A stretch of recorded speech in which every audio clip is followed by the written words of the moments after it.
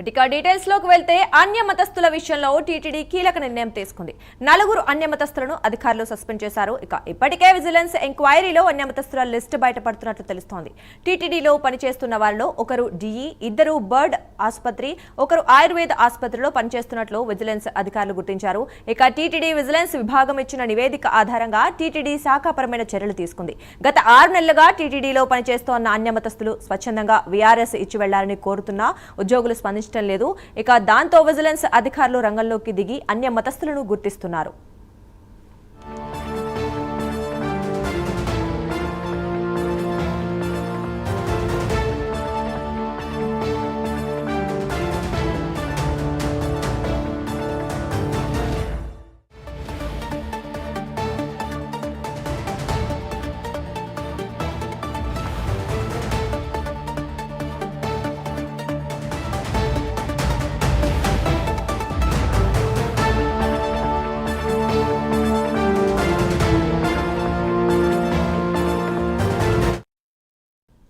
ఇదే అంశానికి సంబంధించి మరింత సమాచారం మా కరెస్పాండెంట్ సునీల్ అందిస్తారు.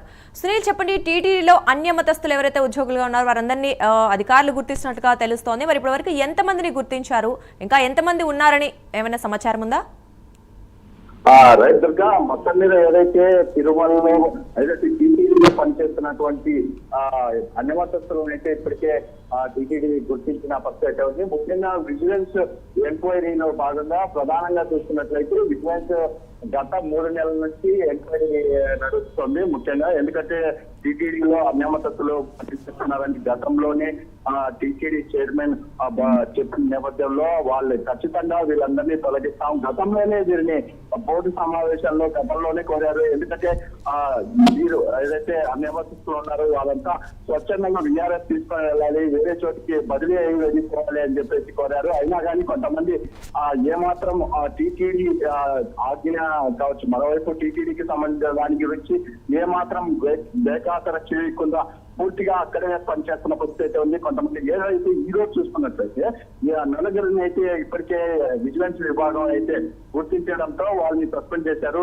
టీటీడీలో పనిచేస్తున్నటువంటి B Eliezer deputy executive engineer quality control లో ఉన్నారు. Shrimati S Roshni staff nurse BIRD ఆసుపత్రిలో ఉన్నారు.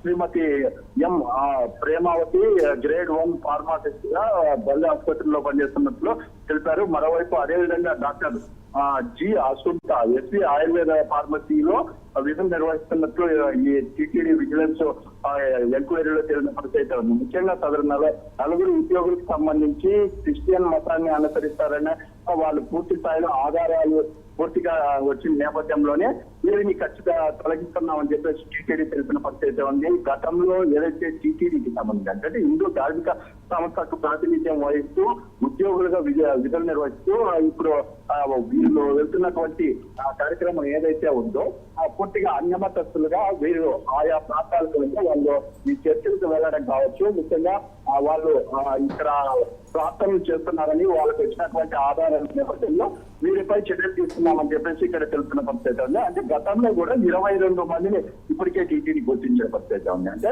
ముఖ్యంగా టీటీడీలో దాదాపుగా ఏదైతే కేంద్ర సహాయ మంత్రి బండి సంజయ్ కూడా ఆరోపించారు. ముఖ్యంగా 1000 మందికి పైగా అన్యమతస్థులు టీటీడీలో పనిచేస్తున్నారు, ఖచ్చితంగా వీరందరినీ తొలగించాలి అని చెప్పేసి ఆయన కూడా కోరిన నేపథ్యంలో ఇప్పుడు చూసినట్లయితే టీటీడీ విజిలెన్స్ ఎంక్వైరీ మాత్రం మొదలుపెట్టింది పూర్తి స్థాయిలో. అంటే ఇక్కడ టీటీడీలో పనిచేస్తున్నటువంటి అన్యమతస్థులు ఖచ్చితంగా ఏరివేస్తాం, ఖచ్చితంగా తీసివేస్తాం అని చెప్పేసి టీటీడీ చైర్మన్ కూడా తెలిసిన నేపథ్యంలో ఇటు పాలక మండలి సభ్యులు కూడా అదే తెలుస్తున్నారు. ఎందుకంటే టీటీడీలో ఖచ్చితంగా ఏదైతే హిందువుకు సంబంధించినటువంటి హిందువులు మాత్రమే పనిచేయాలి, ముఖ్యంగా సనాతన ధర్మం పాటించే వాళ్ళు మాత్రమే ఇక్కడ ఉండాలి అనే నినాదంతోనే ముందుకు వెళ్తాం, ఖచ్చితంగా హిందువులనే ఉంచుతాం, ఖచ్చితంగా ఏదైతే హిందూయేతరులు ఎవరినే కానీ తిరుమలలో పని చేయనివ్వని చెప్పేసి పాలక మండలి సభ్యులు కూడా తెలుస్తున్న నేపథ్యంలో ఇప్పటికే టీటీడీ విజిలెన్స్ భారీ స్థాయిలో ఎంక్వైరీలు కూడా నడిపిస్తున్న పరిస్థితి ఉంది. ఎందుకంటే టీటీడీ అడ్మినిస్ట్రేషన్ బిల్డింగ్ కావచ్చు, ముఖ్యంగా ఎడ్యుకేషన్ డిపార్ట్మెంట్ కావచ్చు, మరోవైపు